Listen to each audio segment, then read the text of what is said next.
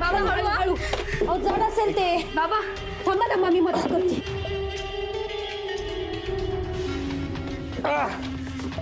हळू हळू.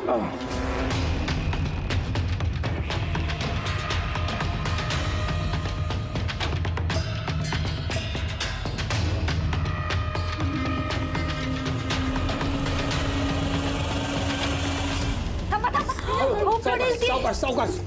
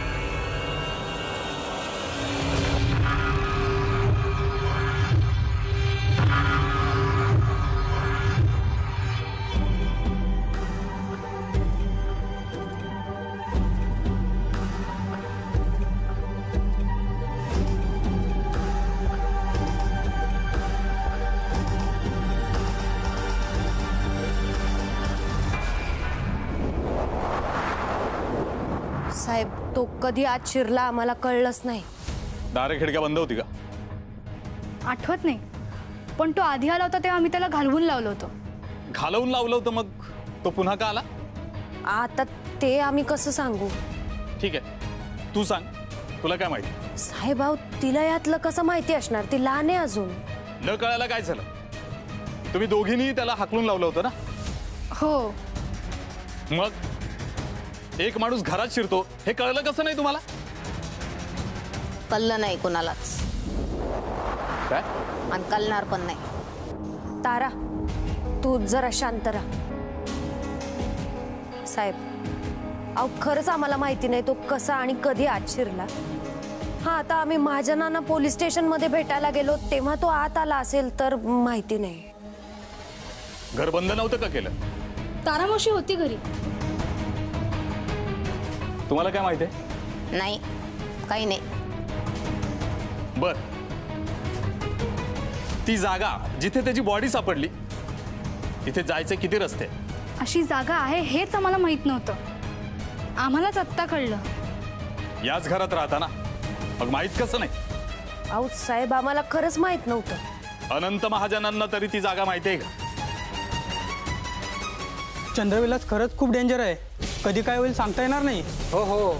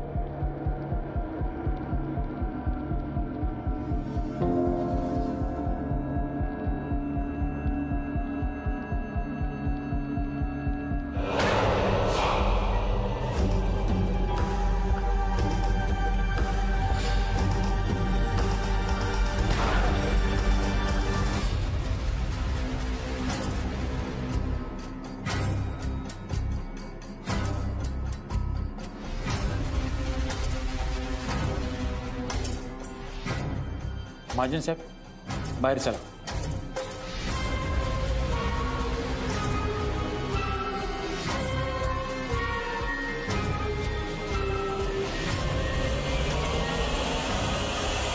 साहेब आम्ही 3दा सांगून झालंय की आम्हाला काहीच माहिती नाहीये.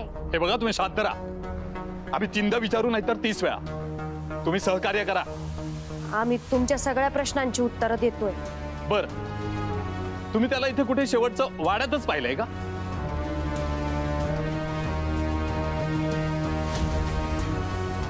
काय बोलणं झालं होतं? आम्ही त्याला इथून जायला सांगितलं होतं. नीट आठवून बघ. नाही, तेवढंच बोलणं झालं होतं. हो,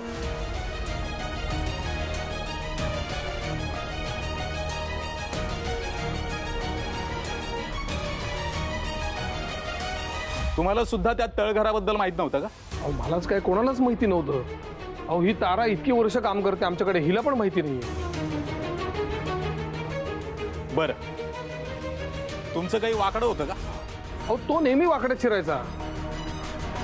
आणि साहेब तो इकडे येऊन नेहमी त्रास द्यायचा आम्हाला. तुमचं ह्यांच्याशी लग्न झालं म्हणून? बर, शेवटचं भेटला तेव्हा काही वेगळं बोलला होता का? नाही, जेवढं माहिती तेवढं तुम्हाला सगळं सांगितलंय. ठीक आहे. वाड्याशी संबंधित दुसरा मृत्यू झालाय, त्यामुळे आम्हाला ह्या सगळ्याच्या मुळाशी पोहोचावंच लागेल. पोस्टमॉर्टम मध्ये काही रिपोर्ट्स येतील ते येतीलच, पण तोपर्यंत तुम्ही कुठेही जायचं नाही. कुठे जायचं नाही म्हणजे? हे बघा, आमच्या परवानगीशिवाय तुम्हाला भुलगाव सोडून जाता येणार नाही. अहो पण आम्हाला भुलगाव सोडायचंय. अहो आम्हाला नाही राहायचं इथे.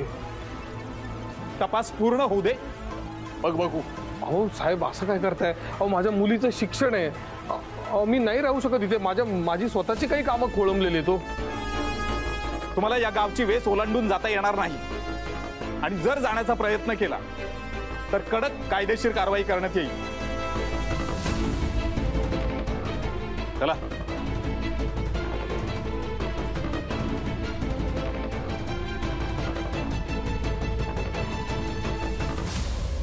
मालकीनबाई, काळजी करायची नसती. आता सगळं चांगलं होणार आहे. चांगलं व्हायला सुरुवात झाली आता. तारा तू जरा गप्प बसशील का? विभावरी, शर्वरी, तुम्ही घाबरू नका. बाबा हे सगळं कसं झालं? आता कसं झालं, काय झालं याचा आपण विचार नको करायला. पोलीस शोधून काढतील ते. चला आपण आज जाऊया. चला. या विभागाचं तर ना खाली मुंडी आणि पाताळ दुंडी अशी गत आहे. काय म्हणालात? माझ्या थांबा नाही तुम्ही. नाही नाही, थांबा ना तुम्ही. काय म्हणालात तुम्ही?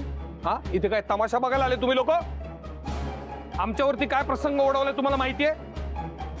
काही माहिती नाही, काही नाही, आणि उगाच तर्क वितर्क करता आमच्याबद्दल. लाज नाही वाटत तुम्हाला? निघा इथनं. आम्ही आमच्या मनाचं नाही बोलत, अख्खं गाव हेच बोलतंय. अहो गावाला काय बोलायचं ते बोलू द्या ना. तुम्ही कशाला बोलता? दुसऱ्याबद्दल बोलताना तुम्हाला काय वाटत नाही का हो? दुसऱ्याबद्दल बोलताना, चारित्र्य हनन करताना आधी 100दा विचार करत जा आणि मग बोलत जा. आणि आम्ही काही केलेलं नाहीये. तुम्हाला काय सांगतोय काय माहिती. काय घेणे माझं तुमच्याशी काही नाही. चला निघायत ना. चला रे, यांचा काय भरोसा नाही. पाड्यामध्ये जाऊन आपलाही मुर्दा पाडतील. चला चला चला चला. हा, इकडे इकडे दाखवतो तुला. बाबा तू चल आज, चल प्लीज, चल चल लगेच चल. चल या.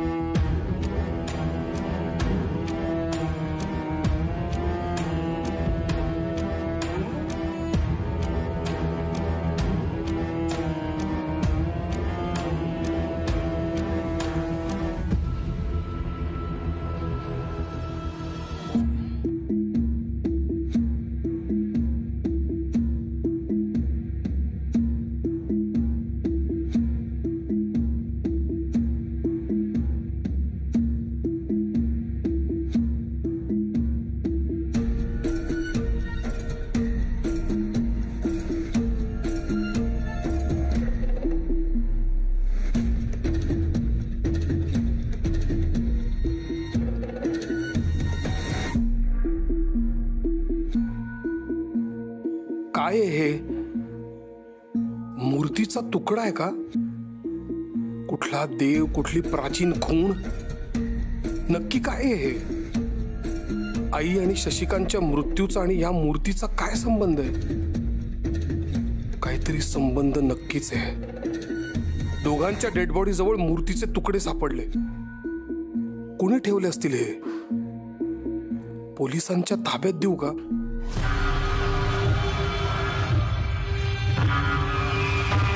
नाही नाही नाही नाही, याचा अर्थ कळायला हवा. हे मूर्तीचे तुकडे काहीतरी सांगू बघताय.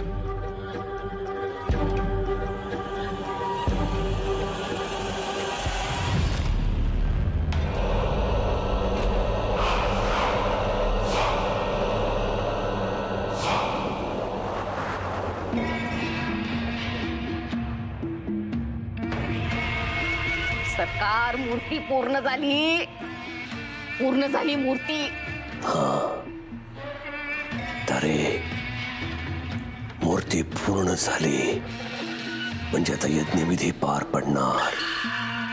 बघ आता सूर्य मावळतीला येईल, मग अमावास्या. सगळीकडे काळा कुट्ट अंधार पसरणार आणि त्या अंधारामध्ये यज्ञविधी पार पडणार. अनंता स्वतःच्या प्राणापलीकडे प्रिय असलेल्या मुलीचा बळी देणार. अरे आपलं कार्य पूर्ण होणार.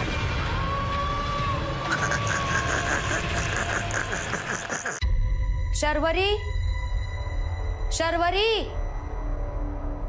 काय झालं? ये ये बस इकडे. खाऊन घे. नाही नाही, मला खायला नकोय. खाण्यापिण्याच्या बाबतीत मी काही एक ऐकून घेणार नाही आहे तुझं. तुला माझ्यावर रागवायचं तर रागव, बोलणं टाकून द्यायचं तर ते सुद्धा करू शकतेस तू, पण खाऊन घे. मला खरंच नकोय, मला भूकच नाहीये. भूक नसायला काय झालंय ग? पोटात अन्नाचा कण नाहीये तुझ्या? आजारी पडायचंय का? इथं मी आहे तरी तिथं मुंबईत गेल्यावर कोण असणार आहे?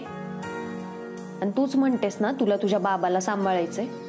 हे असं सांभाळणार आहेस? मला कळतंय या सगळ्या गोष्टींचा खूप त्रास होतोय तुला, पण नको विचार करूच जास्त. असं वाटतंय सगळं हातून निष्ठच चाललंय. असं का बोलतेस? मग काय बोलू? मी चंद्रविलास मध्ये आले ते नाना आजोबांसाठी आणि बाबाचा पास समजून घेण्यासाठी, पण इथे सगळं वेगळंच घडतंय. नाना आजोबा गेले, मग उषा आजी गेल्या. शर्वरी, आता झालेल्या घटना आपण बदलू शकणार आहोत का? त्याचा नको जास्त विचार करू. त्यापेक्षा तू असा विचार कर की नाना आजोबा आजी इथंच आहेत तुझ्या आजूबाजूला, तुला बघतायत. पण हे काय येऊन बसलं? मला बाबा आणि मी एवढंच नातं माहिती होतं. इथे मला 2 नवीन नाती मिळाली, पण त्यांच्याबरोबर फार वेळ घालवायला नाही मिळाला. मला कळतंय तुझं मन. एक विचारू? आजी आजोबा आले माझ्या आयुष्यात, मग तुमच्याशी माझं नातं काय? मी तुमच्याशी कुठलं नातं जोडू? तुम्ही खूप केलंय माझ्यासाठी आणि बाबासाठी पण आता हे सगळं कुठे चाललंय काय माहिती. मला खूप भीती वाटतेय.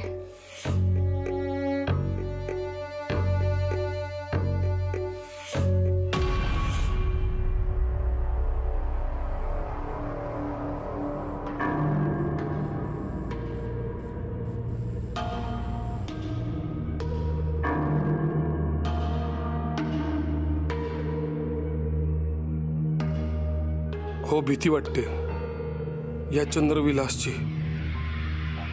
आधी नानांशी पुन्हा नातं जोडण्याची भीती वाटत होती, नंतर त्यांच्या मरणाचं स्वप्न पडलं.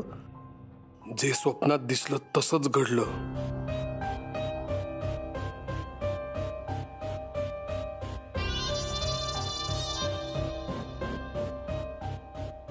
त्यानंतर आईंच्या मृत्यूचं स्वप्न. आईंचंही तसंच मरण, शशीच्या मृत्यूचं स्वप्न आणि मग त्याचंही तसंच मरण. जसं स्वप्नात दिसलं होतं सगळ्यांचं तसंच झालं. मला पडलेली स्वप्न खरी का ठरतायत आणि पुढे काय लिहून ठेवलंय? नाही नाही नाही, या सगळ्यावर माझा विश्वास नाहीये. काहीतरी विचित्र घडतंय हे मनानं मान्य केलं असलं तरी मेंदू मान्य करत नाहीये. पण स्वप्नात दिसतंय तेच वास्तवात घडतंय. खरंच आईंच्या म्हणण्याप्रमाणे चंद्रविलासमध्ये काहीतरी विचित्र आहे, तसंच अनुभवतोय मी. आणि हे सगळं खरंय तर नानांनी सांगितलेलं सुद्धा खरंच असणार. नरहरपंत, या वाड्यात नरहरपंत असणार, पण कुठे? तळघरात?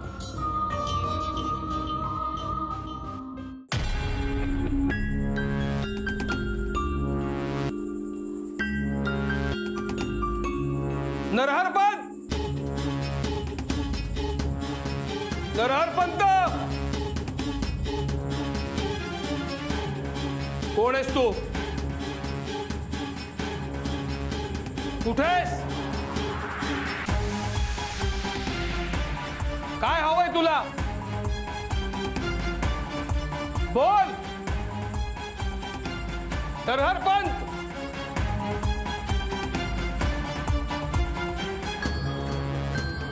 हे सगळं तू घडवतोयस ना? याच्या मागे तूच आहेस का? एका मुलीच्या बापाला तू आव्हान देतोयस हे लक्षात ठेव. माझा जीव मी ओवाळून टाकायला तयार आहे. तिला काही होऊ देणार नाहीये मी. अरे हिम्मत असेल तर समोर ये. हे जे काही घडतंय त्याच्या मागे जर का तू असलास तर बघ, सांगून ठेवतोय तुला, एका मुलीच्या बापाला तू आव्हान देतोयस. परत सांगतोय, समोर ये, समोर ये.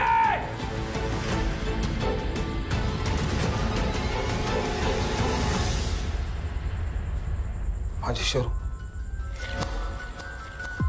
माझी शरू एवढीशी होती, एवढीशी होती माझी शरू. त्या दिवशी तिला खूप लागलं, खूप दुखलं तिला.